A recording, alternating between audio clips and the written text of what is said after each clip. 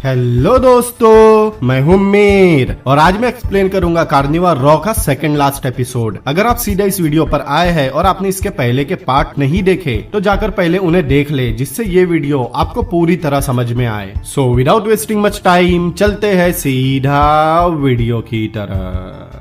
Episode की शुरुआत में हम देखते हैं फाइलो को पुलिस स्टेशन में उनके सीनियर के सामने लाया जाता है। फाइलो उससे कहता है उसने वो मर्डर्स नहीं किए, लेकिन इतने साल साथ काम करने के बाद भी उसका सीनियर उस पर यकीन नहीं करता। फाइलो को सेल के पास लाया जाता है। वहाँ क्रीच और इंसान अलग अलग सेल्स में बंद थे। डॉम्बे उसे जानबूझकर इंसानों के सेल में डलवाता है और उन्हें बता देता है कि ये हाफ ब्लड है जो इंसान बनने का नाटक कर रहा था, और बाकी पुलिस वालों को वहाँ से लेकर चला जाता है। लेकिन वहाँ दूसरे सेल में विनियट भी बंद थी। तभी विनियट उसे पीछे देखने कहती है क्योंकि वो लोग उसे पीटने की कोशिश करते हैं, लेकिन फाइलो अकेले ही उन सबको पीट देता है। विनियट फाइलो को जेल में देखकर हैरान थी। फिर हम उस स्विच और पेटी को देखते हैं। पेटी बहुत खुश थी क्योंकि उसे लगता है उन तीनों का कातिल पकड़ा गया है। अब उस स्विच को कोई खतरा नहीं है, लेकिन वो कहती है उन लोगों ने गलत आदमी को पकड़ा है। पेटी को भी डार्क एशर वाली बात मनगढ़ंत लगती है, लेकिन उसने डार्क एशर को खुद को मारते हुए देखा है और मरने से पहले वो जान जाएगी डार्क एशर को किसने बनाया है। वो वहाँ से जाने लगती है। पेटी उसे रोकती भी है, लेकिन वो वहाँ से चली जाती है। दूसरी तरफ इमोजिन और एग्रस को एक दूसरे का साथ पसंद आ रहा था। तभी इमोजिन को उसकी नौकरानी बुलाने आती है। अंदर एजरा बहुत गुस्से में था क्योंकि उसकी बहन एक पग के साथ घूम रही है और उसके बाप ने एक प्रेग्नेंट फे को अपने घर में जगह दी थी। एजरा से अब ये बर्दाश्त नहीं हो पा रहा था, इसीलिए वो कल ही एग्रस से बात करेगा ताकि ये सब जल्दी से खत्म हो, और इमोजिन भी इसके लिए तैयार है। दूसरी तरफ स्टेशन में डॉम्बे एक पुलिस वाले को फाइलो की हालत दिखाने लाता है, लेकिन वहाँ फाइलो बिल्कुल ठीक बैठा था और बाकी लोग नीचे पड़े थे। ये देखकर डॉम्बे की जल जाती है। वो फाइलो को क्रिच लोगों के सेल में ट्रांसफर करवाता है जहाँ विनियट उससे मिलती है। दोनों एक दूसरे से पूछते हैं वो यहाँ कैसे पहुँचे। फिर हम रुनियान को देखते हैं। वो बर्ग छोड़कर जा रहा था। तभी रेलवे स्टेशन पर उसे एक पुराना दोस्त मिलता है। हालचाल पूछने के बाद वो बताता है वो चांसलर के बेटे जोना का प्रोफेसर है और अभी वो एक आर्ट के टीचर से मिलकर आ रहा है, लेकिन बात नहीं बनी। तभी उसे याद आता है रुनियान के पास भी आर्ट एंड लेटर की डिग्री है। रुनियान पहले जोना को पढ़ाने से मना करता है क्योंकि उसने सुना था जोना एक आफत है, लेकिन वो आदमी उसे बताता है उसे जोना को पढ़ाने के लिए बहुत पैसे मिलेंगे, इसीलिए रुनियान मान जाता है। दूसरी तरफ हम सोफिया और जोना को यामाकाटा करते हुए देखते हैं। उन्होंने बग्गी को डांसिंग बग्गी बना दिया था। बाद में सोफिया उसे बताती है वो बहुत जल्द उसके पिता मतलब चांसलर के खिलाफ संसद में अविश्वास पत्र पेश करने वाली है, लेकिन जोना को इसकी कोई परवाह नहीं थी। सोफिया उसे समझाती है उसके पिता की सत्ता अब खत्म होने वाली है और अब उसे अपने फ्यूचर के बारे में सोचना चाहिए, लेकिन उसे पॉलिटिक्स में कोई दिलचस्पी नहीं है। तब सोफिया उसे कहती है पॉलिटिक्स ही ऐसी चीज है जिससे वो इस शहर पर राज कर सकते हैं और चांसलर के सत्ता से हटने के बाद जोना की औकात ही क्या रह जाएगी। सोफिया उसे इस बारे में फिर से सोचने बोलकर चली जाती है और जोना सच में सोच में पड़ जाता है। मतलब जो बात उसकी माँ पेटी उसे इतने सालों में नहीं समझा पाई, एक लड़की ने यामाकाटा करके उसे समझा दिया। दूसरी तरफ पुलिस स्टेशन में विनियट को लगता है फाइलो इतने समय से इन लोगों के लिए काम कर रहा था, उन्हें उस पर इतना तो भरोसा होना ही चाहिए था। लेकिन फाइलो कहता है इसमें उन लोगों की गलती नहीं है क्योंकि उसने ही उन लोगों से झूठ बोला था और झूठ के परिणाम तो भोगने ही पड़ते हैं, जैसे विनियट भी उसे माफ नहीं कर रही थी। वही एजरा एग्रस से मिलने जाता है। एग्रस ने एक बहुत बेहतरीन जहाज का मॉडल बनाया था जिसकी 2 ट्रिप के बाद वो बहुत पैसे कमाएगा। फिर एजरा उससे पूछता है उसने इतने पैसे कैसे कमाए। एग्रस बताता है वो पहले एक खदान में काम करता था और एक एक पैसा जोड़कर उसने ये दौलत बनाई है, लेकिन एजरा ने उसके बारे में पता करवाया था। एग्रस एक स्कीप जैक था। एजरा उससे पूछता है स्कीप जैक का मतलब क्या होता है। तब एग्रस बताता है स्कीप जैक उसे कहते हैं जो खदान से भागे हुए मजदूरों को पकड़कर वापस लाता है। एजरा इस बात से थोड़ा शॉक होता है क्योंकि एग्रस अपनी ही बिरादरी के लोगों को पकड़ता था, लेकिन एग्रस कहता है ये उसने इंसानों से ही सीखा है क्योंकि जब एक इंसान ये काम करता है तब उसे कोई कुछ नहीं कहता, लेकिन कोई और ये काम करे तो इंसान ही सबसे पहले उस पर उंगली उठाता है। तब से उसे समझ में आ गया था अगर उसे इंसानों के बीच सरवाइव करना है तो उसे इंसानों के तौर तरीके सीखने होंगे, और एजरा को इस बात पर एग्री होना पड़ता है क्योंकि एग्रस बिल्कुल ठीक बोल रहा था। फिर एजरा उससे इमोजिन के बारे में बात करता है। घर आकर वो इमोजिन को बताता है एग्रस ने बोला है जब तक वो इंसानों के सोशल सर्कल में घुल मिल नहीं जाता तब तक इमोजिन को उसका साथ देना होगा। लेकिन एक अच्छी खबर थी, जो पेंटिंग एग्रस ने खरीदी है उसके मालिक ने एग्रस को आज चाय पर घर बुलाया है। इसका मतलब शायद इमोजिन को ज्यादा समय तक एग्रस के साथ नहीं रहना होगा। इमोजिन इस बात से खुश होने का दिखावा तो करती है, लेकिन वो बिल्कुल खुश नहीं थी। दूसरी तरफ विनियट को ढूंढते ढूंढते टॉर्मलाइन पुलिस स्टेशन पहुंचती है, जहां उसे पता चलता है इमोजिन को कल कोर्ट में पेश किया जाएगा, जहां उसे सजा हो सकती है। लेकिन टॉर्मलाइन ये मामला यही निपटाने कहती है। तब वो पुलिस वाला उसे इस मामले को खत्म करने बहुत सारे पैसे मांगता है। टॉर्मलाइन पैसों का इंतजाम करने चली जाती है। तभी पुलिस स्टेशन में पोर्शिया आती है। वो डॉम्बे से फाइलों के बारे में पूछती है। वो बताता है उस पर इंसान बनने का नाटक करने का केस कर दिया गया है। ये सुनकर पोर्शिया को शॉक लगता है, क्योंकि डॉम्बे ने किसी केस का जिक्र नहीं किया था। लेकिन डॉम्बे बताता है सिर्फ इतना ही नहीं, फाइलों पर उन तीनों मर्डर्स के भी इल्जाम लगे हैं और अब ये केस पोर्शिया की वजह से सॉल्व हो गया है, क्योंकि पोर्शिया के बताते ही कि फाइलो हाफ ब्लड है, सारे डॉट्स आपस में कनेक्ट हो गए। पोर्शिया को अब अपनी गलती का एहसास होता है। वो तुरंत डॉम्बे को बोलती है उसने झूठ बोला था कि फाइलो हाफ ब्लड है। उन दोनों के बीच झगड़ा हुआ और फाइलो को नुकसान पहुंचाने के लिए उसने ये झूठ बोल दिया। ये जानने के बाद उसका सीनियर तुरंत फाइलो के पास जाता है। वो फाइलो से कहता है पोर्शिया ने अभी अभी एक बयान दिया है जिससे फाइलो इस मामले से पूरी तरह निकल सकता है। वो उससे पूछता है क्या उसने वो तीनों मर्डर्स किए हैं। फाइलो कहता है नहीं। फिर वो पूछता है एशलीन उसकी माँ थी, लेकिन इस सवाल पर थोड़ा सोचने के बाद फाइलो झूठ नहीं बोलता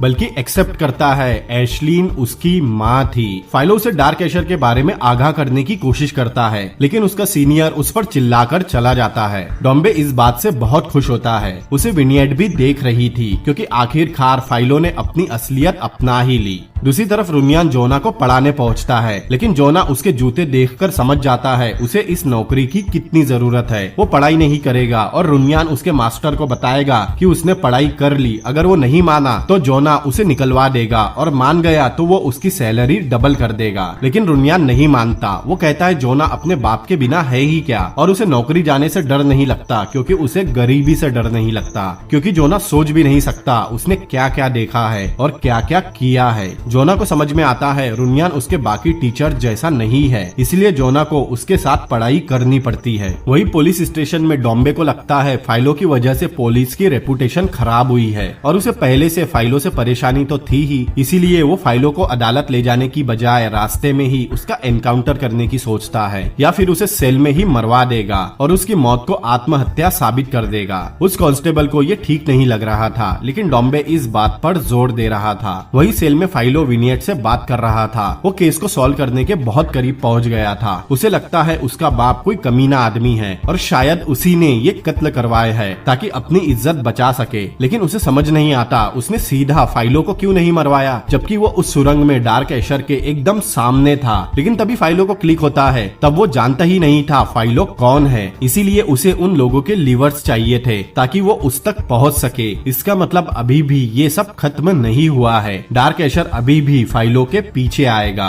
तभी वहाँ वो कांस्टेबल आकर फाइलो को आगाह करता है कि डॉम्बे उसके लिए कुछ प्लान कर रहा है, जिसे विनियट ने भी सुन लिया था। दूसरी तरफ हम इमोजिन को कुछ परेशान देखते हैं। सामने ही एग्रस की खरीदी हुई पेंटिंग उसके घर ला ली गई थी। वो सोच ही रहा था वो पेंटिंग को कहाँ लगाए। तभी वह इमोजिन आती है और उस पेंटिंग को सही जगह लगवाती है। कुछ देर दोनों उस पेंटिंग का मतलब समझने की कोशिश करते हैं। फिर एग्रस उसे अपना इलेक्ट्रिक लैंप दिखाता है। उसे लगता है आने वाले कल में ऐसे ही लैंप हर जगह हर घर में होंगे। फिर कुछ बात करने के बाद दोनों करीब आते हैं और यामाकाटा करते हैं। दूसरी तरफ जोना फिर से सोफिया से मिलता है, क्योंकि सोफिया की वजह से ही अब वो अपने फ्यूचर के बारे में सोचने लगा है। इससे पहले उसने कभी इस बारे में सोचा तक नहीं था, लेकिन सोफिया ने उसे इंस्पायर किया, क्योंकि अगर आज चांसलर अपनी सत्ता से हट जाए तो जोना तो कुछ भी नहीं होगा। तब सोफिया कहती है उन्हें केओस की जरूरत है, क्योंकि केओस की वजह से ही उनके बाप जैसे लोगों की सत्ता जाती है और उन जैसे लोगों को आगे आने का मौका मिलता है। पुरानी दुनिया जलती है और उन जैसे लोग तय करते हैं नई दुनिया में कौन आगे आएगा और कौन जल जाएगा।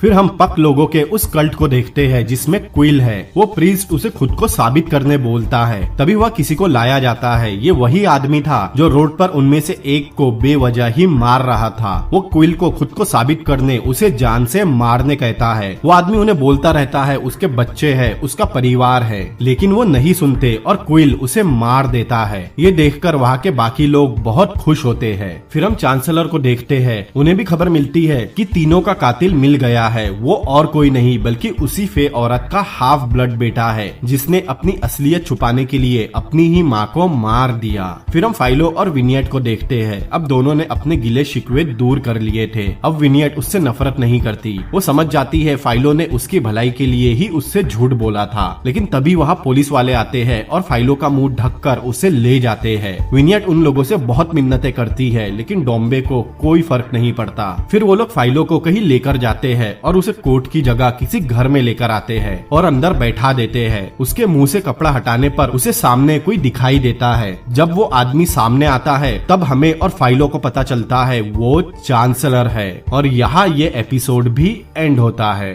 एपिसोड की शुरुआत में ही हम क्विल को देखते हैं। वो कल्ट वाले उससे किसी गार्ड का मर्डर करवाते हैं और प्रीस्ट उससे उस गार्ड के कपड़े लेने कहता है। वही दूसरी तरफ सेल में विनियट ने फांसी लगा ली थी। डोम्बे और बाकी पुलिस वाले उसे उतारने आते हैं लेकिन तभी विनियट डोम्बे को मार कर वहाँ से भागने लगती है। लेकिन कुछ दूर जाते ही पुलिस वाले उसे पकड़ लेते हैं और उसे मार कर वापस सेल में फेंक देते हैं। डोम्बे उससे कहता है फाइलो मर चुका है। दूसरी तरफ फाइलो और चांसलर साथ में बैठे थे। फाइलो उनसे पूछता है वो किस बात का इंतजार कर रहे हैं। चांसलर कहते हैं उसकी आंखों में रत्ती भर भी पछतावा नहीं दिख रहा। लेकिन फाइलो उन्हें गालियां देता है क्योंकि चांसलर की वजह से ही फाइलो अपनी असलियत छुपाते हुए घूम रहा था, क्योंकि वो समझ गया था फाइलो ही उसके पिता है। लेकिन चांसलर उसे थप्पड़ मारकर उस पर चिल्लाने लगते हैं क्योंकि उन्हें लगता है फाइलो ने अपनी ही माँ को जानवरों जैसे मार दिया। चांसलर बहुत गुस्से में थे। तब फाइलो को भी समझ में आता है एशलिन का और बाकी मर्डर्स चांसलर ने नहीं किए है। फाइलो उनसे कहता रहता है उसने अपनी माँ को नहीं मारा। लेकिन चांसलर बहुत गुस्से में थे। वो सीधा फाइलो को शूट करते हैं लेकिन गन ही नहीं चलती। लेकिन उसके सिर से हटाने के बाद गन फायर होती है। फाइलो राहत की सांस लेता है। फाइलो कहता है वो जानता ही नहीं था उसकी माँ कौन थी। फाइलो जब एशलिन से मिला था तब वो मर चुकी थी और पहले उसे लगा था चांसलर ने ही उसे मरवाया है। फाइलो को बहुत से सवाल पूछने हैं जो वो अब अपने बाप मतलब चांसलर से पूछेगा। फिर दोनों बाप बेटे इत्मीनान से बात करते हैं। वो बताते हैं जब वो कॉलेज में थे तब उन्होंने एशलिन को पहली बार गाना गाते हुए देखा था। फिर उन दोनों में दोस्ती हुई। एशलिन को अन्नाउन की याद आती थी। फिर वो एशलिन को इस घर में लेकर आए थे। वो उनके जिंदगी के सबसे अजीब मगर आसान दिन थे। उन्हें लगा था ये समय कभी खत्म नहीं होगा। लेकिन बहुत जल्द उनके पिता को इस बारे में पता चल गया। फाइलो को समझ में आता है वो चांसलर नहीं थे जिससे एशलिन डरी हुई थी, बल्कि उनके पिता थे। उनके पिता एक ताकतवर आदमी होने के साथ बहुत बेरहम थे। उन्होंने चांसलर को धमकी दी थी अगर उन्होंने एशलिन से रिश्ता नहीं तोड़ा तो वो उसे मरवा देंगे। एशलिन उनसे आखिरी बार मिलना चाहती थी लेकिन वो उससे मिलने नहीं गए। उन्हें पता नहीं था कि एशलिन उन्हें क्या बताना चाहती थी। लेकिन अब उन्हें समझ में आया है वो बताना चाहती थी कि वो प्रेग्नेंट है। मतलब कल रात तक चांसलर को पता भी नहीं था कि उनका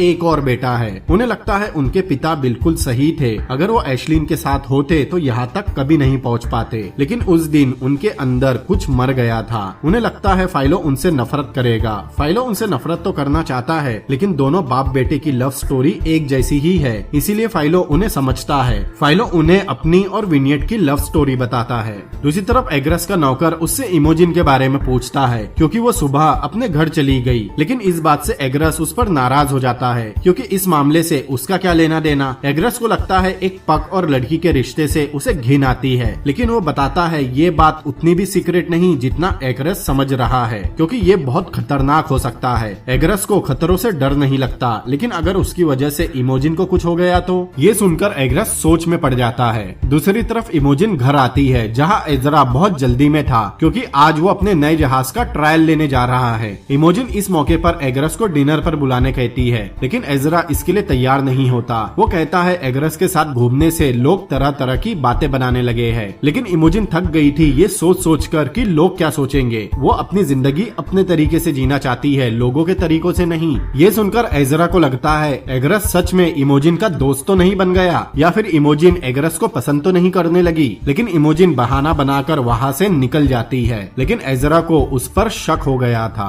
दूसरी तरफ चांसलर कहते हैं वो विनियट को जेल से छुड़वा देंगे और फाइलो उसे लेकर यहाँ से कहीं दूर चला जाए। लेकिन वो खूनी अभी भी खुला घूम रहा है। लेकिन जैसा उसने बताया है उसका अगला शिकार फाइलो है, वो अब अपने बेटे को खोना नहीं चाहते और वैसे भी फाइलो अब सबके लिए मर चुका है। वो विनियट के साथ अपनी जिंदगी जिए जो वो नहीं जी पाए और चांसलर उस खूनी को संभाल लेंगे, इसीलिए फाइलो उनकी बात मान जाता है। फिर दोनों बाप बेटे एक दूसरे से आखिरी बार मिलते हैं। दोनों को एक दूसरे के साथ सिर्फ एक ही मुलाकात नसीब होती है। दूसरी तरफ हम जोना को देखते हैं। दरअसल पेटी को जोना और सोफिया के बारे में पता चल गया था। वो जोना को उससे दूर रहने कहती है क्योंकि वो लड़की किसी खतरे से कम नहीं। वो उसके बाप को जोना के पैदा होने से पहले से जानती है। वो एक सांप था, लेकिन तब जोना उसे बता देता है, उसे पता है उसे लॉन्गरबेन ने नहीं बल्कि उसी ने किडनैप करवाया था। पेटी उसे समझाने लगती है ये सब उसने जोना के लिए ही किया और इन सब के पीछे बहुत बड़ी वजह है। वो जोना को उस पर भरोसा करने कहती है, लेकिन जोना के बार बार पूछने पर भी पेटी इसकी वजह नहीं बता रही थी। वो उससे कहती है सोफिया अपोजिशन लीडर है, लेकिन जोना नहीं मानता। जोना उससे बार बार पूछता है आखिर क्या वजह है। तब पेटी उसे बोल देती है क्योंकि सोफिया उसकी बहन है। व्हाट द फक, मतलब जोना चांसलर का नहीं लॉन्गरबेन का बेटा है और सोफिया उसकी ट्विन सिस्टर है। ये सुनकर जोना एकदम शॉक में था। फिर हम उस विच को देखते हैं। वो कुछ काम कर रही थी, तभी जैसा उसने देखा था उसके पीछे डार्क एशर आता है। वो विच समझ जाती है, वो तुरंत ही कुछ निकाल कर पी लेती है। डार्क एशर उसके पीछे आ गया था। वो कहती है वो समझ गई है डार्क एशर का मास्टर कौन है, लेकिन तभी डार्क एशर उसे मार देता है। वही रॉ में टॉर्मेलाइन विनियट को छुड़ाने पैसे जमा कर रही थी। तभी वह फाइलो आता है। वो उसे कहता है वो चिंता न करे, विनियट जल्द ही छूटने वाली है। फाइलो उसे सब बता देता है और वैसे भी अब छुपाने के लिए कुछ नहीं बचा था। दूसरी तरफ चांसलर अपने ऑफिस में आते हैं। वो अपने पीए को तुरंत हेड ऑफ द पुलिस को बुलाने कहते हैं। वो अपने टेबल से रिलीज के पेपर निकालकर विनियट का नाम लिखते हुए कहते हैं वो अपने बेटे को वो आजादी देंगे जो उन्हें उनके पिता ने नहीं दी। तभी उनके सामने क्विल खड़ा था। चांसलर उससे अच्छे से बात करते हैं, लेकिन क्विल तुरंत ही उन्हें चाकू मारने लगता है। साले वो कल्ट वाले चूतिया है जो उन्हें बचाना चाहता है, उसके ही ऊपर हमला करवा दिया।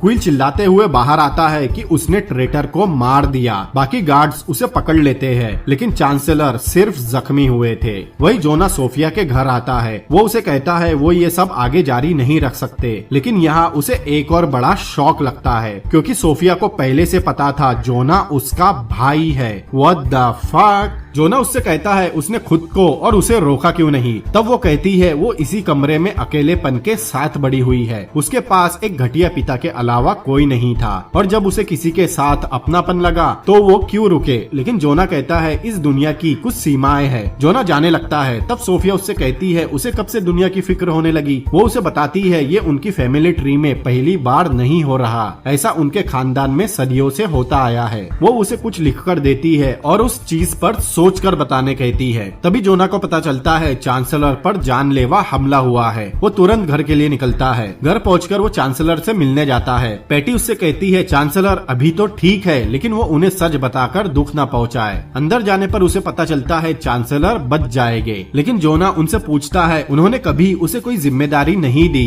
कभी उसके साथ सख्ती नहीं दिखाई। अगर वो आज मर जाते तो क्या जोना उनकी जगह लेने के काबिल है। लेकिन चांसलर कहते हैं उन्होंने उस पर सख्ती इसीलिए नहीं दिखाई क्योंकि वो उससे बहुत प्यार करते हैं। जोना कहता है उसे उसकी माँ ने सब सच बता दिया है, लेकिन चांसलर को पता नहीं था वो कौन से सच की बात कर रहा है। इसका मतलब उन्हें पता ही नहीं था कि जोना उनका बेटा नहीं है। लेकिन जोना लॉन्गरबेन का नाम लेते हुए उन्हें उसकी आंखों में देखने कहता है। तब उन्हें समझ में आता है जोना उनका नहीं लॉन्गरबेन का बेटा है। वो बताते हैं जवानी में पेटी को पाने के लिए उनमें और लॉन्गरबेन में कंपटीशन था, लेकिन चांसलर को इससे कुछ फर्क नहीं पड़ता कि उसका बायोलॉजिकल फादर कौन है क्योंकि उन्होंने जोना को बचपन से पाला है। जोना उनका बेटा है, लेकिन वो नहीं सुनता और वहाँ से चला जाता है। रात में एजरा के जाने के बाद इमोजिन चुपके से एग्रस के घर जाती है, लेकिन एग्रस उससे एकदम अनजानों वाला बिहेव करता है। उसकी बातों से ऐसा लगता है कि कल रात उन दोनों के बीच जो भी कुछ हुआ एग्रस को उसकी कोई परवाह नहीं है। लेकिन ये एग्रस इमोजिन की भलाई के लिए ही कर रहा था। लेकिन उन दोनों के बीच बहस हो जाती है और एक समय ऐसा आता है दोनों एक दूसरे पर काबू नहीं नहीं रख पाते और वही शुरू हो जाते हैं। लेकिन एजरा उन दोनों को बाहर से देख रहा था। एजरा तुरंत घर आकर गन लेता है और एग्रस के घर में घुसता है, जहाँ वो दोनों को बेड पर देखता है। वो इमोजिन को उसके कपड़े देकर घर जाने बोलता है और एग्रस को गन पॉइंट पर ले लेता है। वो एग्रस को गोली मारने ही वाला था, लेकिन तभी इमोजिन उसके हाथ पर कुछ मारती है। एजरा इमोजिन को पकड़कर मारने लगता है, लेकिन तभी एग्रस उसे एक टक्कर मारता है, जिससे एजरा का खून बहने लगता है। तब एग्रस को एहसास होता है उसने कितनी बड़ी गलती कर दी। एजरा उसे बोलता है उसने ना सिर्फ उसकी बहन को फंसाया है, बल्कि उस पर मतलब एक इंसान पर जानलेवा हमला भी किया है। अब उसे कोई नहीं बचा सकता। लेकिन इमोजिन गन लेकर एजरा पर तान देती है। इमोजिन उसे यहाँ से चलने बोलती है, लेकिन इसमें उसकी गलती तो नहीं। लेकिन इमोजिन उसे समझाती है पुलिस इस मामले को इस तरह नहीं देखेगी, बस वो ये समझेगी कि एक पक ने इंसान पर हमला किया है, इसीलिए उन दोनों को यहाँ से जाना होगा। तब एग्रस मान जाता है और दोनों वहाँ से निकल जाते हैं और एजरा को उसी कमरे में बंद कर देते हैं। दूसरी तरफ रात हो चुकी थी और विनियट अब तक नहीं लौटी। फाइलों को लगने लगा था कुछ तो गड़बड़ जरूर है। तभी उन्हें पता चलता है उस विच का कत्ल हो गया है। फाइलो तुरंत उसके घर जाता है। टॉर्मलाइन भी उसके साथ थी। अंदर उसका भी शरीर पूरा फटा हुआ था। फाइलो समझ जाता है ये डार्क एशर का काम है। उसे लगता है इसे जरूर कुछ पता चला होगा, लेकिन उसका लीवर गायब नहीं था। लेकिन तभी वो विच बोलने लगती है, क्योंकि वो जिंदा थी। वो फाइलो का ही इंतजार कर रही थी। टॉर्मलाइन भी उसे हैरानी से देख रही थी। दूसरी तरफ जख्मी होने के बाद भी चांसलर पुलिस वालों को जल्दी से बुलाने बोल रहे थे, ताकि वो विनियट को जेल से छुड़ा सके। तभी उनसे पैटी मिलने आती है। तब चांसलर उसे बताते हैं अभी अभी जोना उनसे बात करके गया है और अनजाने में उसने वो पहेली सुलझा दी जिसके बारे में वो कई दिनों से सोच रहे थे। इधर वो विच बताती है वो जिंदगी और मौत के बीच में अटकी हुई है। वो बताती है अब उसे सब कुछ साफ साफ दिख रहा है। इस तरफ चांसलर पेटी से बोलते हैं उसे हमेशा से उस भविष्यवाणी पर यकीन रहा है जिसके मुताबिक चांसलर का बेटा महान होगा। लेकिन पेटी को किसी तरह ये राज पता चल गया जिसके बारे में उन्हें भी पता नहीं था कि चांसलर का एक बेटा और है। इस तरफ विच बताती है वो जान गई है डार्क एशर को किसने और क्यों बनाया है। इस तरफ चांसलर बोलते हैं पेटी ने अपने बेटे की उस भविष्यवाणी पर सब कुछ दांव पर लगा दिया था, लेकिन हो सकता था वो भविष्यवाणी जोना के लिए थी ही नहीं, लेकिन कम से कम उसे इतना तो पता था भविष्यवाणी किसी मरे हुए इंसान के लिए तो नहीं हो सकती। दूसरी तरफ वो विच एक फोटो की तरफ इशारा करती है। फाइलो उस फोटो को देखकर सब समझ जाता है। वो फोटो पेटी की थी। इसका मतलब डार्क एशर को पेटी ने बनाया है, क्योंकि जिस भविष्यवाणी पर उसे इतना यकीन था असल में वो भविष्यवाणी जोना के लिए नहीं बल्कि फाइलो के लिए थी कि वो एक महान इंसान बनेगा, और पेटी उस भविष्यवाणी को बदलकर जोना की तरफ करना चाहती थी। चांसलर बताते हैं वो अपने बेटे से मिल चुके हैं। पेटी तुरंत उनसे पूछती है वो कहाँ है। चांसलर बोलते हैं वो इस जगह तो कुछ बड़ा नहीं कर पाएगा क्योंकि वो हाफ ब्लड है। वो फाइलो को अकेला छोड़ दे, उनका बेटा जोना ही है और वो फ्यूचर भी जोना का ही होगा। लेकिन पेटी कोई जोखिम नहीं लेना चाहती। चांसलर उसे ये सब बंद करने कहते हैं, लेकिन पेटी बार बार उनसे फाइलो के बारे में पूछती रहती है और उनके ना बताने पर पेटी उनका मुंह तकिए से दबा देती है और थोड़ी ही देर में चांसलर मर जाते हैं। इधर वो विच फाइलो को बताती है पेटी का खूनी खेल बंद नहीं हुआ है, वो उसके फादर को भी नहीं छोड़ेगी। दूसरी तरफ पेटी चांसलर का पेट काटकर उनका लीवर निकाल लेती है और उनके लीवर के जरिए वो चांसलर के सभी राज जान लेती है। इधर वो विच फाइलो को बता रही थी अब उसे फाइलो के बारे में सब पता है, उसकी कमजोरी पता है, जिससे वो प्यार करता है वो बहुत बड़े खतरे में है। इधर पेटी को चांसलर के पास विनियट के रिलीज के पेपर मिल जाते हैं, जिससे उसे पता चल जाता है विनियट अभी जेल में बंद है। दूसरी तरफ पुलिस स्टेशन में डॉम्बे को विनियट के रिलीज के पेपर मिलते हैं और उसे लेने बाहर एक गाड़ी आई है। विनियट ये जानकर हैरान थी। इधर वो विच बताती है विनियट अब पेटी के कब्जे में है और फाइलो को जल्दी जाकर उसे बचाने कहती है। फाइलो तुरंत विनियट को बचाने जाता है और वो विच मर जाती है। फाइलो तुरंत शहर के नीचे के नालों में जाता है क्योंकि उस विच ने उसे वो जगह भी बताई थी। दूसरी तरफ जोना उस चिट को पढ़ता है जो सोफिया ने उसे लिख कर दी थी, लेकिन उसमें सिर्फ सोफिया का नाम और जोना का सरनेम लिखा था। जोना को समझ नहीं आता इसका क्या मतलब है। तभी घर में भगदड़ मच जाती है क्योंकि उन्हें पता चलता है चांसलर को मार दिया गया है। जोना बहुत गुस्से में था। उसे पता चलता है चांसलर के पास आखिरी बार उसकी माँ पेटी को देखा गया था और जोना अपनी माँ को तो जानता ही था। जोना चिल्लाकर उसे ढूंढने कहता है। तब वो आदमी उसे चांसलर कहकर बुलाता है। इसका मतलब चांसलर के मरते ही उनका बेटा होने होने के नाते अब जोना चांसलर है। यहाँ मैं आपको एक बात याद दिलाना चाहूंगा कि फाइलो, जोना और सोफिया तीनों भाई बहन हैं और अभी भी एक सस्पेंस खुला नहीं है कि पेटी को कैसे पता चला कि चांसलर का एक बेटा और है, क्योंकि ये राज तो खुद चांसलर को भी पता नहीं था। खैर, इस तरफ विनियट पेटी के कब्जे में थी। वो उससे फाइलो के बारे में पूछती है कि वो कहाँ है। दूसरी तरफ फाइलो सुरंग में आगे बढ़ रहा था, तभी उसे सामने डार्क एशर दिखाई देता है। फाइलो लड़ाई के लिए तैयार हो जाता है, लेकिन तभी उसे समझ में आता है डार्क एशर सो रहा है। इधर विनियट समझ गई थी पेटी ने ही डार्क एशर को बनाया है, लेकिन उसे समझ नहीं आता उसे फाइलो से क्या चाहिए। लेकिन पेटी उससे फिर पूछती है फाइलो कहाँ है। इधर फाइलो धीरे धीरे आगे बढ़ रहा था, वो डार्क एशर के आगे निकल जाता है। इधर विनियट बोलती है उसे नहीं पता फाइलो कहाँ है, और उसे पता होता भी तो वो उसे कभी नहीं बताती। इसीलिए पेटी उसका भी लीवर निकालने लगती है, लेकिन इस तरफ फाइलो से आवाज हो जाती है जिससे डार्क एशर जाग जाता है। उसके जरिए पेटी भी फाइलो को वहाँ आते हुए देखती है। उसे लगता है उसकी किस्मत बहुत अच्छी है, क्योंकि फाइलो उसे बचाने खुद यहाँ आ रहा है। इधर फाइलो के पीछे डार्क एशर आ जाता है। फाइलो तुरंत वहाँ से भागने लगता है। डार्क एशर उसका पीछा कर रहा था। फाइलो एक टर्निंग पर आकर जल्दी से वहाँ का गेट बंद करने लगता है और डार्क एशर उसके नीचे दब जाता है। तब फाइलो तुरंत कुल्हाड़ी से उसका सिर काटने लगता है और उसका सिर धड़ से अलग कर देता है। फिर वहाँ से आगे बढ़ता है। इधर पेटी विनियट को छोड़कर फाइलो की तरफ जाती है, लेकिन विनियट के बाजू ही एक चाकू रखा हुआ था। विनियट उसे लेने की कोशिश करने लगती है। फाइलो आगे एक कमरे में पहुँचता है। वहाँ और भी बहुत सारे डार्क एशर थे, लेकिन उन सब में जान नहीं थी। फाइलो ये सब देख ही रहा था, तभी ऊपर से पेटी आती है। फाइलो उससे विनियट के बारे में पूछता है। वो बोलती है विनियट बिल्कुल ठीक है और ये सब हमेशा से सिर्फ और सिर्फ फाइलो के लिए ही था। यह पेटी बताती है उसे कभी फाइलो के वजूद का पता ही नहीं चलता अगर उसकी माँ एशलीन ने उसे धमकी भरा लेटर नहीं लिखा होता। इसका मतलब पेटी को एशलीन ने एक लेटर लिखा था जिससे पेटी को फाइलो के बारे में पता चला। फिर फाइलो उसकी तरफ बढ़ने लगता है, लेकिन तभी डार्क एशर उसे खींचकर दूर फेंक देता है और अपना सिर उठाकर वापस जोड़ लेता है। पेटी वहाँ के सारे दरवाजे बंद कर देती है। फाइलो उससे लड़ने की कोशिश करता है, लेकिन वो डार्क एशर से जीत नहीं सकता था। डार्क एशर उसे ऊपर उठाकर मारने ही वाला था, लेकिन तभी विनियट पेटी को पीछे से चाकू मार देती है जो उसके मुंह से निकलता है।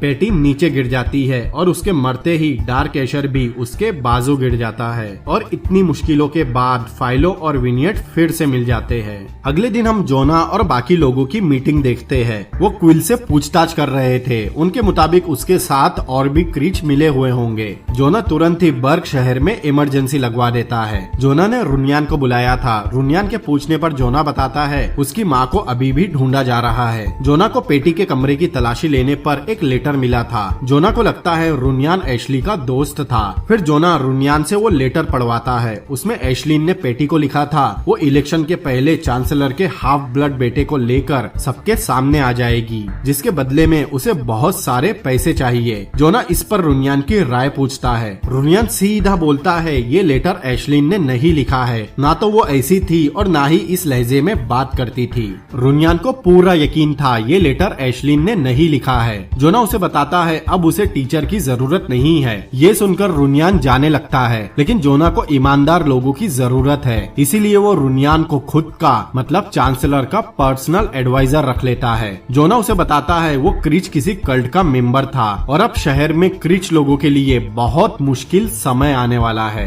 रुनियान इस बात से परेशान नजर आता है। दूसरी तरफ हम विनियट और टॉर्मलाइन को रेलवे स्टेशन पर देखते हैं, जहां हमें पता चलता है फाइलो और विनियट इस शहर को छोड़कर जा रहे हैं, जहां उन जैसे कपल पर कोई ध्यान न दे। फाइलो भी वही था। फिर दोनों प्लेटफॉर्म पर जाते हैं जहां पुलिस का कड़ा बंदोबस्त था। दोनों ट्रेन के पास जाते हैं, लेकिन गार्ड्स विनियट को ट्रेन में चढ़ने नहीं देते। तब फाइलो को पता चलता है एक पक ने चांसलर का खून कर दिया है और अब बर्ग में कोई क्रीच ना तो आ सकता है और ना ही बाहर जा सकता है। वही दूसरी तरफ हम एक जहाज में एग्रस को देखते हैं। उसका कैप्टन बताता है किनारे से उन्हें वापस आने के सिग्नल मिल रहे हैं, लेकिन एग्रस उसे सिग्नल्स को अवॉइड करने कहता है। तभी वहाँ इमोजिन आती है। कैप्टन उनसे पूछता है कहाँ जाना है। इमोजिन उसे कहती है इस शहर से कहीं दूर, और कम से कम एग्रस और इमोजिन बर्ग छोड़कर चले जाते हैं। फिर हम जोना को देखते हैं। वो एशलीन के लेटर को देख रहा था। तभी उसे कुछ याद आता है और ठीक उसी समय वहाँ सोफिया आती है।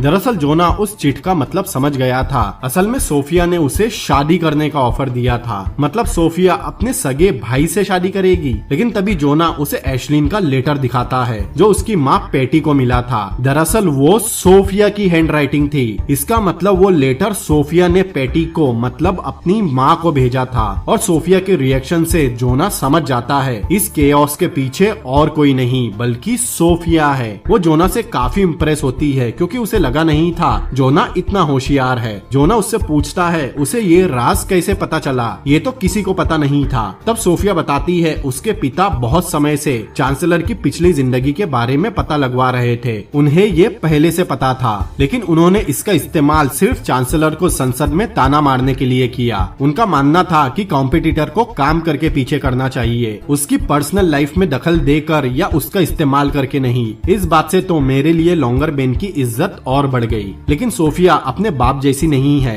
जोना को गुस्सा आने लगता है क्योंकि इस लेटर की वजह से उसके पिता मारे गए। लेकिन जोना के आंखों में एक बूंद आंसू भी नहीं आए। जोना इस बात से चिढ़ जाता है और सोफिया को गिरफ्तार करने की धमकी देता है। लेकिन सोफिया बोलती है वो ऐसा करेगा नहीं क्योंकि अगर ये लेटर बाहर आ गया तो पूरी बात बाहर आ जाएगी। उसे सबको बताना होगा वो चांसलर का बेटा नहीं है, जिससे वो खुद भी चांसलर नहीं रहेगा और हाफ ब्लड होने के बाद भी चांसलरशिप का असली हकदार फाइलो होगा। जोना उससे पूछता है आखिर उसने ऐसा क्यों किया। तब सोफिया वही बोलती है जो उसने पहले बोला था, केओस। केओस ही उन जैसे लोगों के लिए नए मौकों को जन्म देता है। तभी उसे कोई बुलाता है। सोफिया उसे बोलती है या तो वो दोस्त बनेगे या दुश्मन, ये जोना के हाथ में है। जोना को अब समझ में आता है सोफिया कितनी खतरनाक है और उसकी माँ से भी ज्यादा चालाक है। लेकिन उनके सामने एक और प्रॉब्लम है और वो है फाइलो। दोनों अभी फिलहाल जानते नहीं है फाइलो कौन है और कहाँ है क्योंकि वो ही चांसलरशिप का असली हकदार है। फिर जोना संसद में आता है। जोना यह चांसलर से बिल्कुल उल्टा भाषण देता है। वो भी क्रिच लोगों को इस शहर के लिए खतरा बताता है। ये सब सुनकर सोफिया बहुत खुश होती है क्योंकि उसका प्लान कामयाब हुआ। अब चांसलर कहीं ना कहीं उसकी मुट्ठी में है और इनडायरेक्टली इस शहर पर अब उसकी हुकूमत चलेगी। फिर हम रॉ को देखते हैं। अब असल मायने में बर्ग दो हिस्सों में बढ़ गया था। रॉ की बाउंड्रीज पर तार लगाए जाते हैं और ये उस कल्ट का चूतिया प्रीस्ट भी देख रहा था। बर्ग के अलग अलग हिस्सों से क्रिच लोगों को पकड़कर यहाँ लाया जा रहा था, जिसमें से एक इमोजिन की नौकरानी भी थी। लेकिन उसकी बात कोई नहीं सुनता।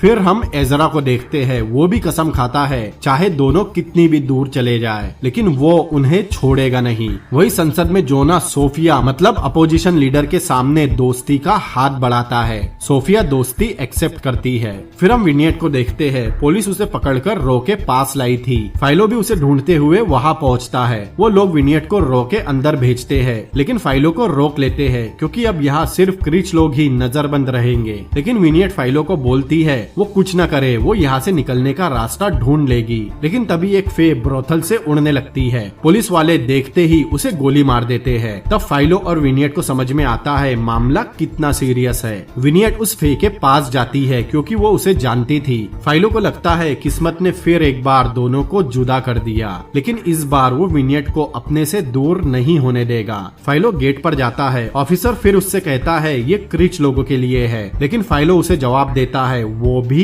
क्रिच है और ये सुनकर वो फाइलो को अंदर जाने देता है। फाइलो ने फैसला कर लिया था अब वो अपनी क्रिच की असलियत अपनाएगा, इंसानों की नहीं। वो विनियट के पास जाता है और दोनों फिर से मिल जाते हैं और यहाँ ये सीरीज भी खत्म होती है।